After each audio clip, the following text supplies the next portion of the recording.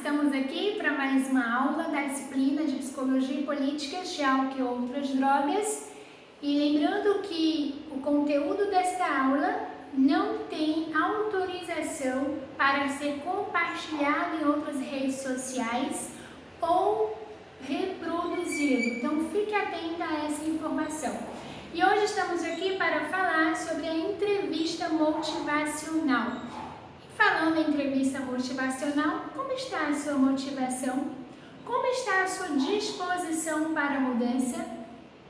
Quando falamos em entrevista motivacional, nós estamos falando sobre o meio particular de ajudar a pessoa a reconhecer ou fazer algo a respeito dos seus problemas. Então, falar em entrevista motivacional é falar em uma estratégia, é falar em um meio de ajuda que você coloca a pessoa em movimento. Lembrando que a entrevista motivacional ela tem algumas características. Primeiro, ela carrega alguns insights e estratégias, defendidas também por Carl Rogers. Ela é uma abordagem que ela tem como característica o emprego de princípios, de estratégias específicas que visam motivar e estimular o paciente para a mudança. Ela vai explorar as percepções do paciente sem rotular, sem corrigir. Ela também ajuda o paciente a se responsabilizando para a mudança. A gente não fala de um treinamento, mas a gente fala de processos naturais de solução que vão sendo ali iniciados. Então, falar em entrevista motivacional é algo assim muito importante para esse contexto de álcool e drogas, porque alguns estudos mostram que os pacientes que fazem uso de substâncias psicoativas, eles costumam ser muito defensivos, aparecer muito na defensiva. Então, a entrevista motivacional acaba sendo uma ferramenta muito importante para acessar esses pacientes, justamente por não ter como característica o confronto, não ter como característica o treinamento, o ensinamento, e aí justamente por ter uma característica de uma escuta mais reflexiva, mais empática. E como surgiu a entrevista motivacional? Eu gosto muito de falar dessa parte, porque é importante pensar que alguns estudiosos eles vieram assim eles vieram estudando, discutindo o que fazia com que os profissionais conseguiam mais sucessos, mais efeitos nos tratamentos. Então eles começaram a observar, isso vem sendo objeto de estudo, a avaliação de profissionais que atuam no mesmo espaço, com o mesmo setting, com a mesma abordagem, mas as diferenças em relação aos resultados e ao abandono de tratamento são muito significativas. Isso começou a inquietar os profissionais. E nesses estudos eles começam a apresentar como algumas hipóteses que as características do terapeuta, a postura, elas influenciam muito mais na mudança, na evolução de um caso, do que a própria abordagem do terapeuta. Então a entrevista motivacional ela surge, Miller é um dos importantes nesse processo. Então um grupo de terapeutas eles começam a conversar e a discutir quais são as estratégias que cada um utilizava. E eles começam a perguntar: por que você faz a pergunta X? Por que você pontua isso? Por que você não pontua isso? O que acontece que seu paciente teve esse efeito? E a partir dessa discussão, eles começam a perceber que a disposição do paciente para a mudança era muito importante. E o modo como o terapeuta percebe isso pode influenciar muito no processo de tratamento. Então, essas inquietações, esses terapeutas que começam a fazer esses estudos, que trabalhavam no mesmo lugar, com a mesma técnica, foi que acabou, a partir daí, da análise disso, é que resultou-se a entrevista motivacional. E apresenta como características a empatia, o ambiente seguro, esses pacientes eles exploram suas experiências de maneira mais aberta, a autenticidade desse terapeuta. isso é muito importante e foi a partir dessas inquietações, dessas perguntas, que surge a entrevista motivacional. Então, considerando que a disposição, a prontidão do paciente para realizar a mudança é muito importante, então conhecer o estágio motivacional desse paciente acaba sendo relevante para as intervenções e alcance dos resultados com pacientes que fazem uso de álcool e outras substâncias. Então aqui a gente tem uma roda da mudança, que a gente chama isso os estágios, né, de motivacionais, também chamado. Então a entrevista, ela começa ao a gente compreender esses estágios de mudança do paciente, saber em qual estágio o paciente encontra, vai permitir que o profissional possa avaliar o quanto ele está disposto a mudar. Então aqui a gente tem a pré-contemplação, contemplação, determinação, ação, manutenção e recaída. O que é importante, gente? Olha só, não adianta eu fazer algumas intervenções que cabem na contemplação se o meu paciente estiver na pré-contemplação. Então eu preciso entender uma coisa importante.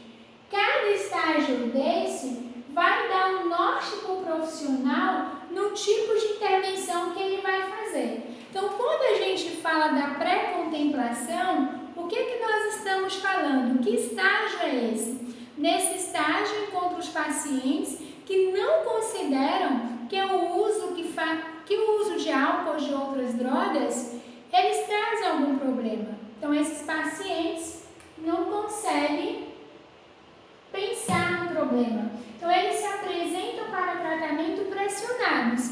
Então, são aqueles pacientes que vão para o tratamento a pedido da mãe, a pedido do esposo, de um familiar, enfim.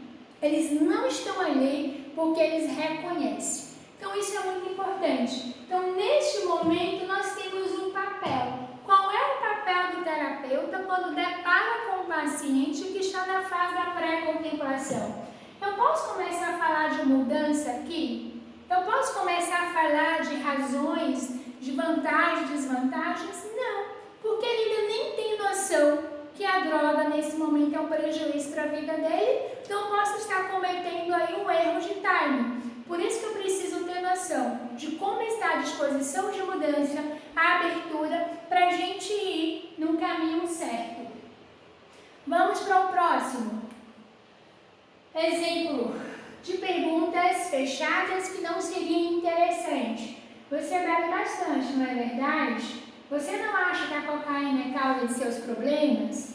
São perguntas que não traz características da entrevista motivacional. Aqui são entrevistas que nos dão possibilidades mínimas de resposta, não possibilita perguntas reflexivas. Olha só, tem diferença de perguntas dessas para essas? Qual a diferença aqui? Conte-me como é seu consumo. Você consegue identificar alguma coisa que possa ser causa do seu problema? Essa é uma dica de perguntas que a gente faz nesse momento. Então, os indivíduos na fase da pré-contemplação, eles se apresentam muito bem, estão muito felizes, não estão preocupados com o uso do álcool. Eles vão dizer, minha mãe que acha que eu estou com problema.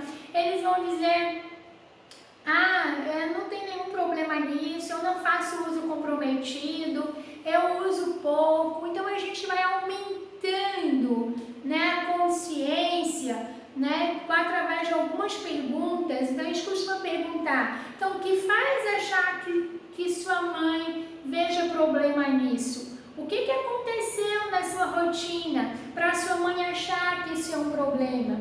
E o que você pensa sobre isso? A gente vai aumentando a percepção dessa pessoa para depois começar a falar sobre a possibilidade de mudança, ok? Essa é a fase da pré-contemplação.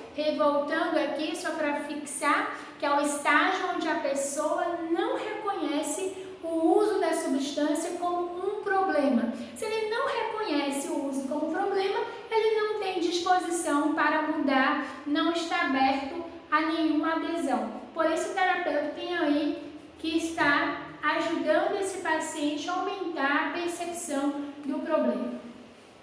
Então a gente vai induzir a reconhecer o problema, aqui algumas perguntas que a gente pode fazer para isso, né? Quais dificuldades você teve com o uso, de como outras pessoas podem ser prejudicadas por isso, o uso da droga impede você fazer aquilo que você deseja, o que pode acontecer caso você não mude. São alguns exemplos de perguntinhas para ajudar a gente a induzir. Essa palavra não é muito legal, né? Induzir. Essa é a palavra que o livro traz, não gosto muito desse termo, mas eu uso mais aumentar a percepção, acho que seria o termo mais adequado, tá, gente? Então eu vou mudar na fase da contemplação, olha aí. O que é a fase da contemplação? A fase da contemplação, aqui já diz, o paciente está ambivalente. Ele está entre não quero largar e quero largar, porque ele consegue enxergar alguns ganhos imediatos, ele consegue enxergar algumas perdas caso ele deixe. Que ganhos seria esse? As próprias músicas trazem aí pra gente, né? Vou beber para esquecer meus problemas, algumas crenças relacionadas. Então, algumas crenças associadas ao ganho. Eu melhoro a minha timidez, eu sinto mais alegre, eu fico mais animado. Então, ele começa a ficar ambivalente por conta, se eu terminar, se eu parar de beber, o que vai acontecer com os meus ganhos? E esse é o momento da gente justamente ajudar esse paciente a pesar o valor, né? O quanto pesa esses ganhos e o quanto pesa essas perdas, se a gente falar em uma balança. E aqui a gente trabalha muito com o paciente. Isso aqui pode ser feito em grupo, pode ser feito individual. Então, no trabalho em grupo, a gente pode colocar isso em um quadro e perguntar aos pacientes. Então, vamos começar aqui falando quais as vantagens de beber. Aí o paciente começa a listar. Vai pensando aí comigo. Quais seriam as vantagens que eu tenho quando eu bebo? Eu fico mais motivado, eu fico mais alegre, eu me sinto melhor, eu chego mais fácil nas meninas. Enfim, quais as vantagens de não beber? Evita brigas na família, eu economizo. E ele começa a pontuar as vantagens, a gente vai explorando isso com a pessoa. Quais as desvantagens? Vamos lá. A desvantagem, ele vai pontuar. Eu gasto, a ressaca, eu passo vergonha. Desvantagens de não beber. Então, a gente está construindo isso com o paciente. Não se preocupe se aparecer mais vantagem de não beber do que de beber, porque a gente está discutindo item por item com esse paciente. Então, a gente tem aqui alguns exemplos, né? Como vou encarar situações difíceis? É um exemplo aqui, mas quais são essas situações? Não conseguir dormir, mas que recursos podem ajudar você a dormir? Aí ele pergunta, como eu vou controlar meu nervoso? Se utilizo a droga para dar uma sensação de calma. Então, pensando na desvantagem, na fase da contemplação, o paciente já apresenta aí uma certa motivação para a mudança, mas está ambivalente. Então, o nosso papel nesse momento da ambivalência é justamente fornecer as informações sobre os riscos, incentivar mais a trabalhar essas vantagens e essas desvantagens. É o que a gente pode fazer e começar a explorar ao máximo essas vantagens aí e desvantagens com esse paciente. Isso ajuda o paciente, né, a se colocar, a se perceber como é que ele está e que de fato vai fazendo sentido para ele. Vamos para outro estágio. A gente tem a determinação. O que é a determinação? Determinação, o paciente já saiu da ambivalência. Num texto parece o termo preparação, onde a gente vai desenvolver um plano de estratégia para a mudança, porque esse paciente, ele já está decidido a mudar. Ele já fez ali a sua balança motivacional e ele percebeu que ele encontra mais desvantagens com o uso do que vantagens com o uso. Então, ele já determinou, já decidiu e disse, eu quero mudar. Só que esse passo não é muito fácil.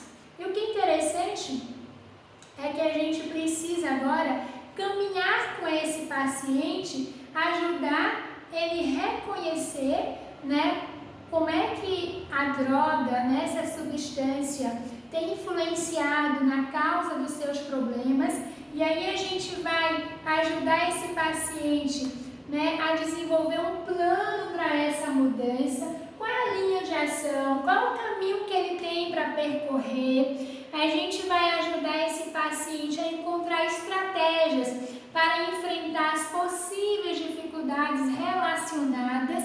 Então esse é o momento que a gente precisa caminhar encorajando e fortalecer. E estar discutindo com ele, né? É importante nessa fase estar atento quais são as crenças que ele carrega. Então, quais são as crenças que a gente precisa ajudá-los na modificação? Quais são as barreiras que ele encontra? Aqui são algumas estratégiazinhas que a gente costuma trabalhar com os pacientes, que são estratégias que ele tem para enfrentamento do problema. Aí, vamos para a ação, né? O que é isso? A ação é o momento de colocar em prática a mudança. Nesse estágio, o paciente ele coloca em prática as estratégias que a gente desenvolveu com ele no estágio anterior. Então, o que a gente vai fazendo? A gente começa a identificar os ganhos, né, com a mudança. A partir do momento que ele decidiu que ele está ali buscando essa mudança, o que ele já consegue visualizar de ganhos com isso? A gente começa a manter esse cuidado, essa atenção na motivação, a verificar com ele o que ele tem de obstáculos ainda nesse processo, que é o que ainda deixa vulnerável, o que ainda é situação de risco, como é que a família tem percebido isso, o que é importante, né? Como é que está a saúde desse paciente. Então é o momento que a gente vai caminhando com ele, olha que legal, para que ele comece a perceber os ganhos que ele está tendo e esses ganhos precisam ser fortalecidos. Então esse estágio ele é desafiador, como eu preciso estar pontuando, encorajando, fortalecendo, parabenizando pelas conquistas que ele tem alcançado nesse processo. Quando a gente pensa no usuário de álcool e outras drogas, eles são pacientes que acabam lidando com algumas dificuldades familiares, que são os preconceitos, a credibilidade. A família tem dificuldade de acreditar por conta da recaída. Então, sendo assim, a recaída precisa ser trabalhada. Tem pacientes que dizem pra gente assim, fica muito chateado quando a gente pontua essa possibilidade.